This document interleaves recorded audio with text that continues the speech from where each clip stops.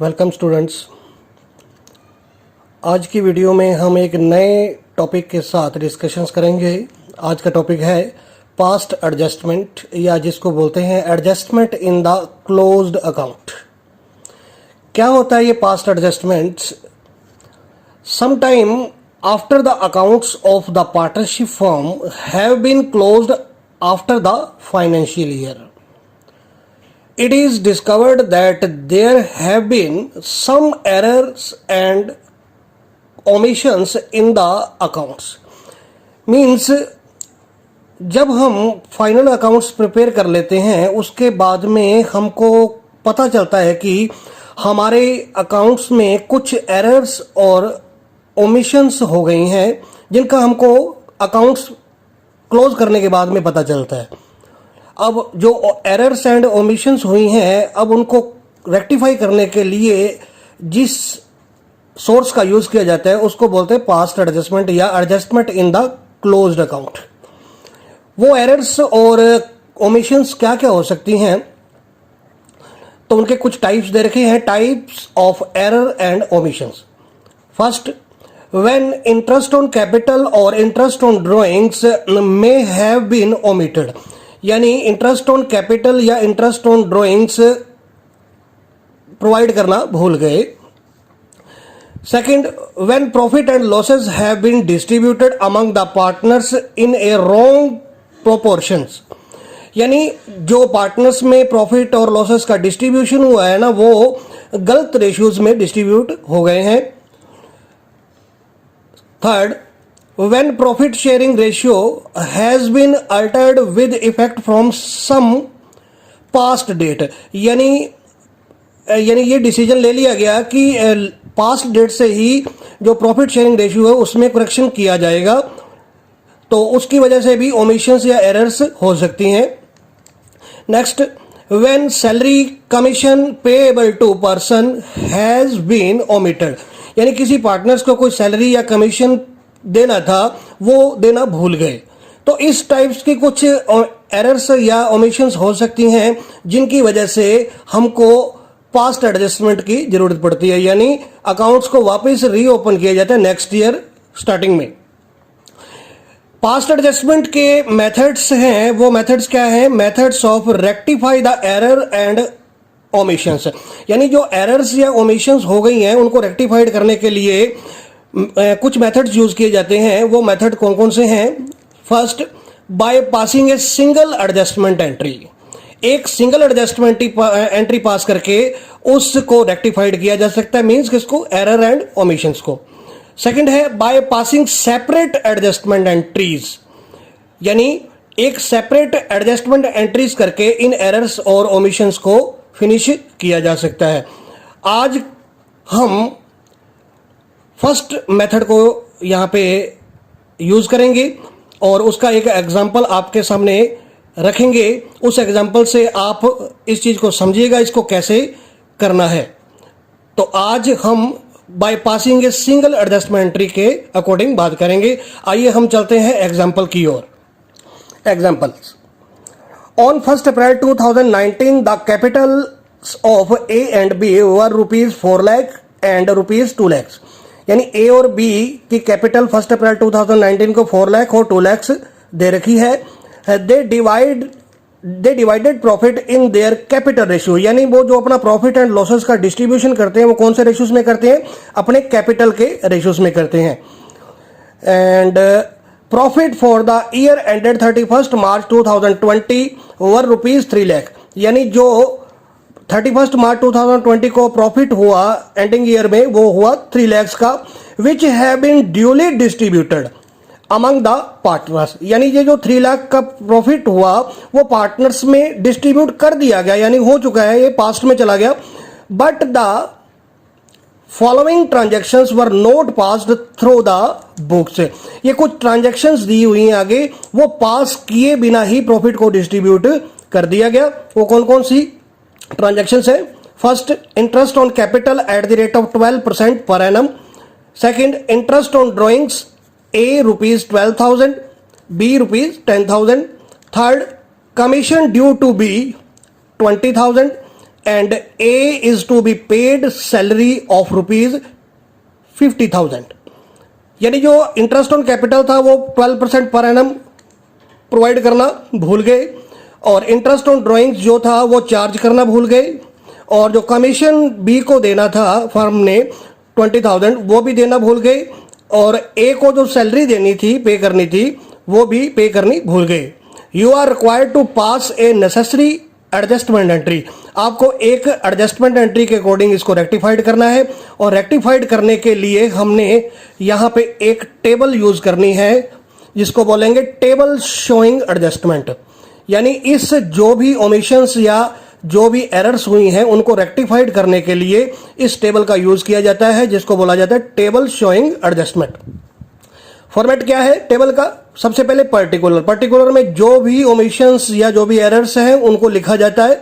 उसके बाद में जितने पार्टनर्स हैं फर्म में उतने पार्टनर्स, ये देखिए यहाँ पे फर्म में कितने पार्टनर्स है? 2, यानी A and B, A B और एक फर्म का कॉलम बनाएंगे।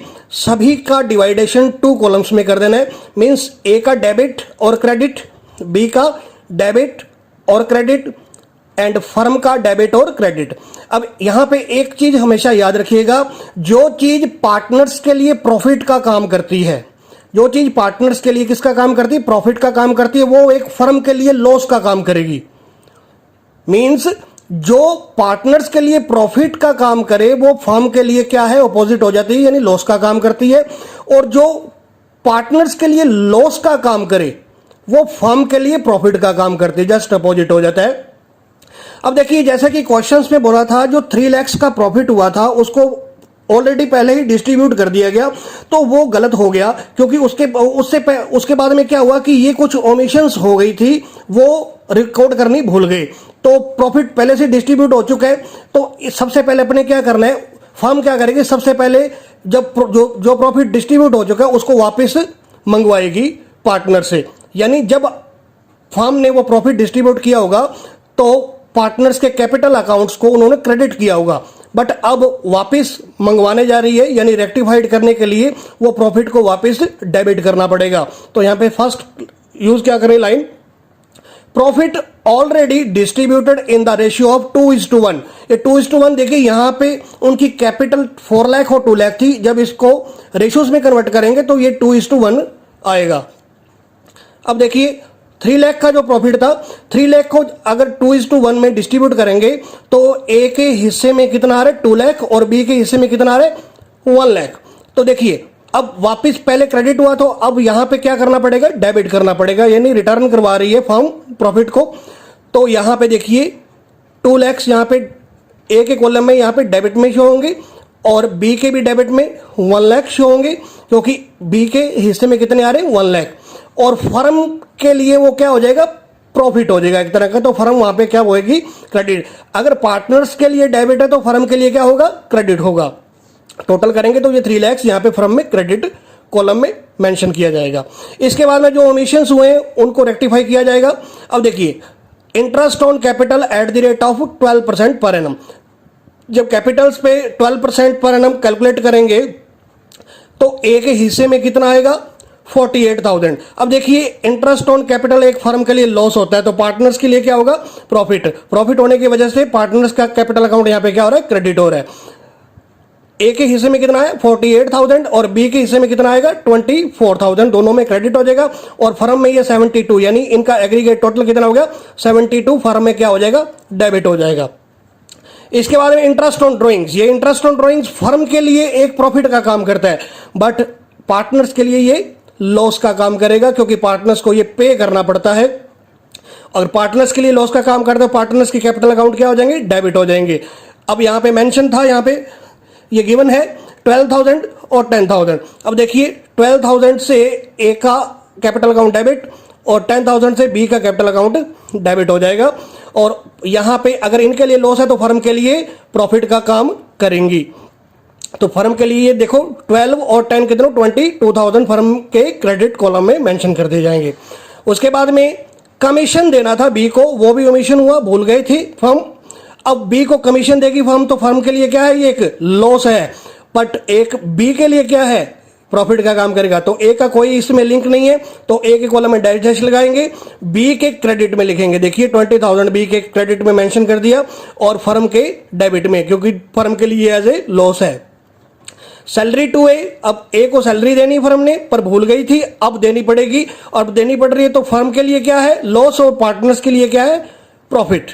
तो पार्टनर्स यानी ए को मिल रही है सैलरी, तो ए के डेबिट में सॉरी क्रेडिट में 50,000 मेंशन कर दिया जाएगा। बी का कोई लिंक नहीं है, यहाँ पे डैश आएगा, और फर्म के लिए एज ए लॉस है तो इसके डेबिट में इसको मेंशन किया जाएगा। अब इतनी प्रोसेस होने के बाद में, यानी यहां तक की जो प्रोसेस होगी उसके बाद हमने क्या करना है, फर्म्स का टोटल लगाना है डेबिट और क्रेडिट का। देखेंगे कि फर्म प्रॉफिट में चल रही है या लॉस में चल रही है।